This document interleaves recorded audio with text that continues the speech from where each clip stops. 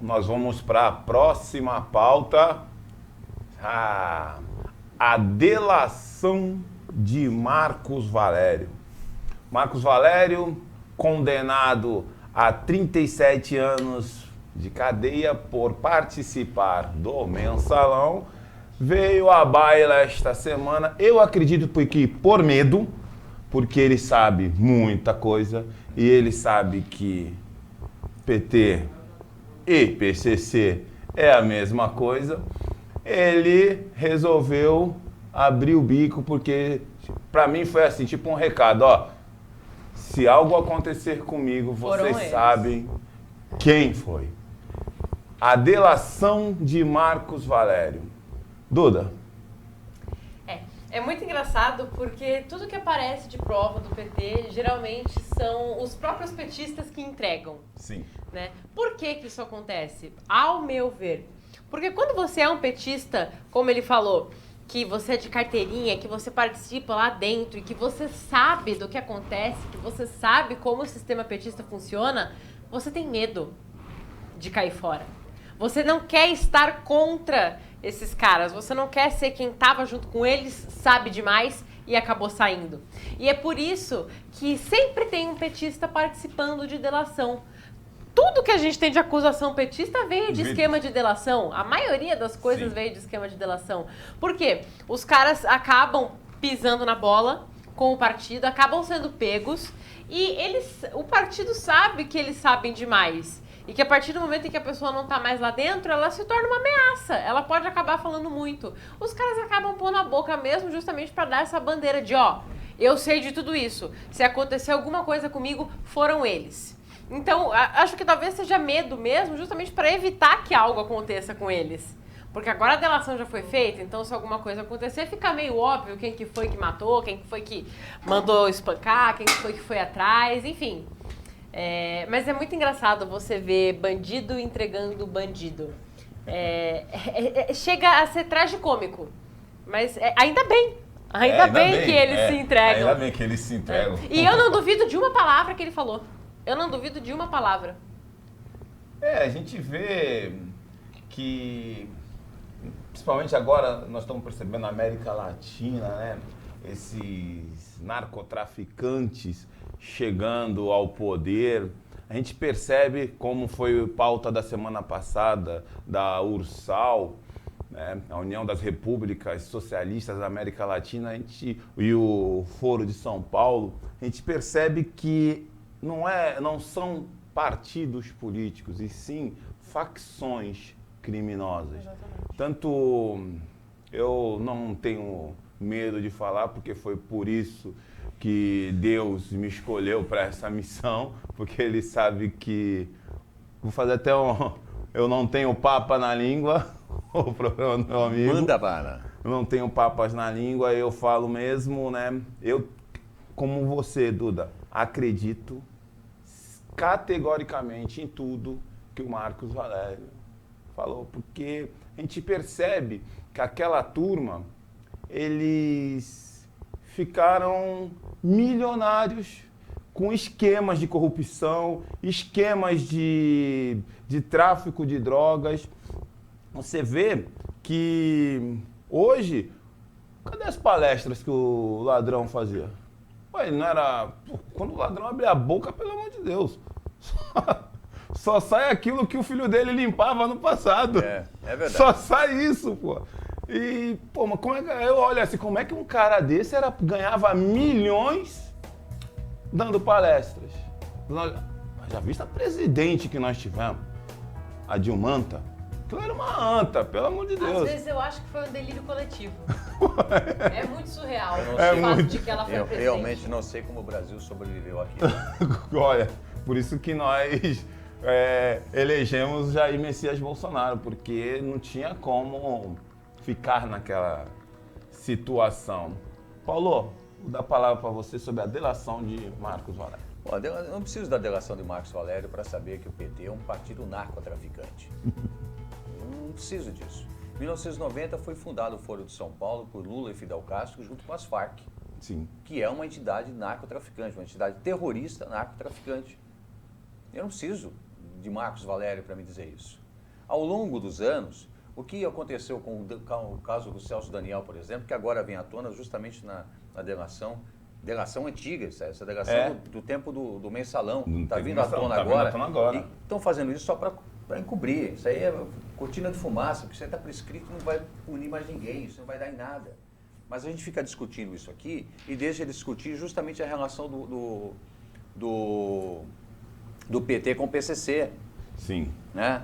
Quantas empresas de ônibus, e agora, justamente nessa investigação, se fala de lavagem de dinheiro em empresas de transporte. Quantas, ao longo da nossa história, você, Duda, que é mais jovem, a Emanuele, o Carlos, quantas vocês já ouviram falar de empresas de transporte, ligadas ao transporte, que lavam dinheiro para o PCC? Quantas? Quantas? O que levou o Celso Daniel à morte? Justamente ter descoberto um desses esquemas de empresas de transporte que lavavam dinheiro para o PCC. Por favor, o contador do PCC nessa atual investigação, o contador do PCC que lava dinheiro para o PCC utilizando empresas de transporte, este contador foi contador do Lula. Este contador tem o seu escritório no imóvel do filho do Lula. Por favor, dentro dessa investigação, um vereador petista, criou uma empresa, a investigação está apontando isso, que esse cidadão criou a empresa de transporte para lavar dinheiro do PCC. Eu preciso de Marcos Valério dizendo alguma coisa? Por favor, é uma questão de bom senso, é uma questão de observar o que está acontecendo. A gente, no dia a dia, a gente vê uma série de situações que a gente sabe que acontece, não pode provar e fica quieto. Essas são situações que só corroboram com muitas outras que a gente tem visto no nosso dia a dia. Então, por favor, gente, é uma questão de juntar o LE com o CRE, PT, PCC, Farc e o narcotráfico mundial fazem parte da mesma e suja panela. Você sabe que a polícia de São Paulo ela está investigando, né? Já tem algumas empresas que eles garantem que são ligadas, que tem provas de que elas são ligadas ao PCC. E na última greve que teve, foi essa semana ou foi semana passada, não lembro. Curiosamente, as únicas empresas que não participaram, não aderiram à greve, foram essas. E os sindicatos não levantaram nenhuma bandeira contra elas. Por que será? Será por medo? Lógico.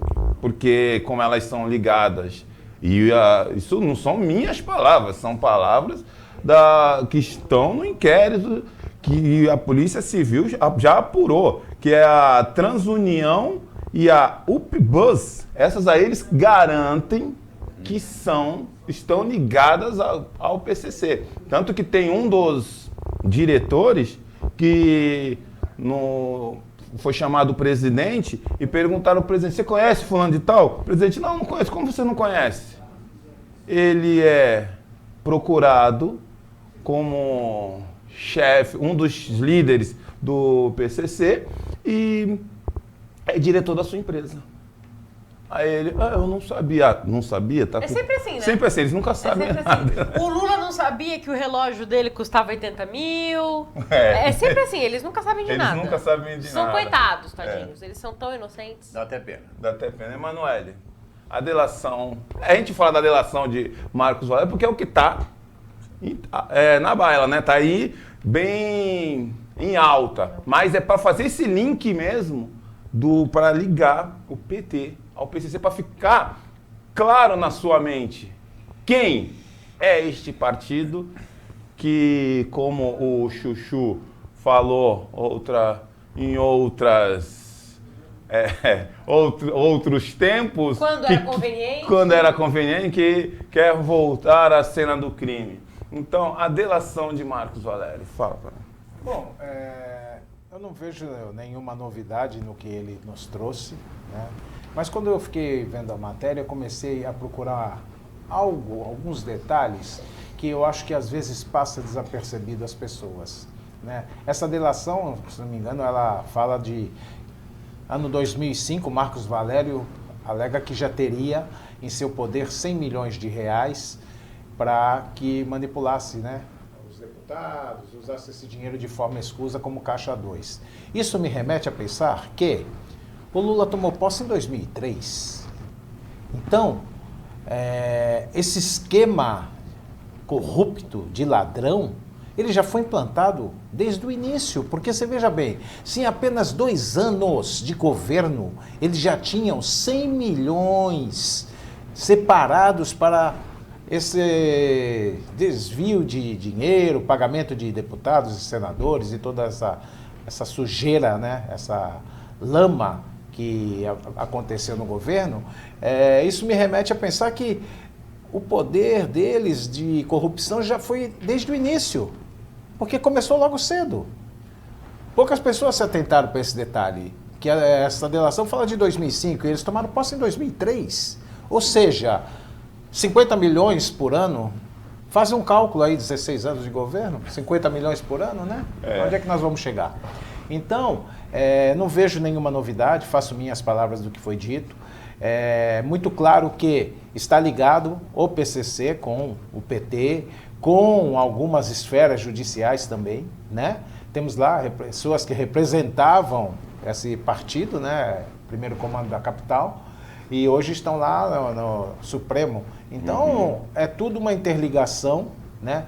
E é aquela coisa, né? Eu acredito no que foi falado pela Eduarda, que Marcos Valério tem medo de passar pelo processo de queima de arquivo, né?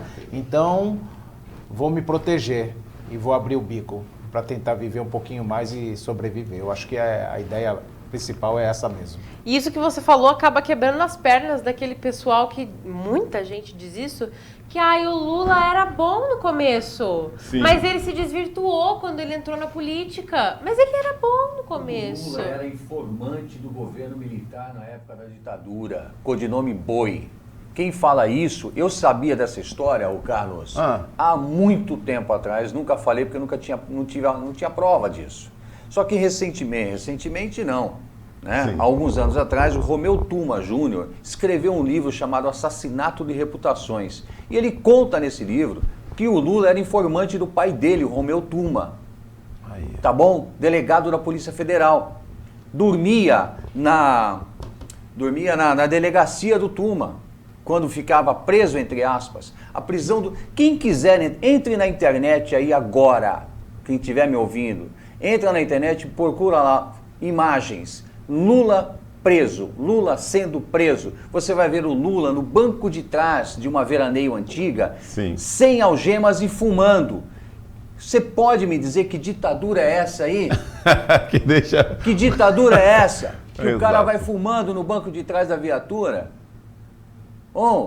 Quem está dirigindo nessa imagem é o Romeu Tuma. E o Romeu Tuma Júnior escreve no livro, deixa claro no livro, que Lula era informante do período militar, muito companheiro dele foi preso por conta das delações dele, tá ok? Então não me venham com essa, Lula não presta desde o berço, Lula não vale o que come, e não sou eu que digo, é a história.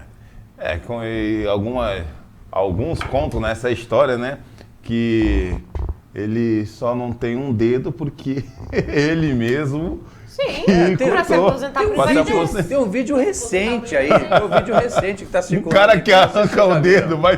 Diz que ele foi lá mesmo, que estava lá, hoje eu não vou trabalhar, eu estou cansado, eu não vou trabalhar mais. Tem um vídeo rolando aí de uma pessoa que presenciou isso. Não sei se é verdade ou se é mentira, tá na internet, quem quiser buscar. O meu avô faleceu o quê? Lá para 2007, por aí, ele já era idoso e ele sempre falava que o Lula arrancou o próprio dedo para se aposentar por invalidez. Não duvido. Meu avô, isso é coisa bem antiga. Existia, né? Essa máfia realmente existiu. E ele é tão anta, né, que é para tirar só a falangezinha. Isso aqui, é só a falange. Ele tirou o dedo todo. Pra garantir, não consegue nem simular, Mas eu acho que é pra nossa sorte, é o dedo a menos pra roubar. Se com 9 dedos ele roubou tanto. Com 10 roubaria mais. Imagina com 10. Ainda quer voltar à cena do crime. Vocês são muito maldosos.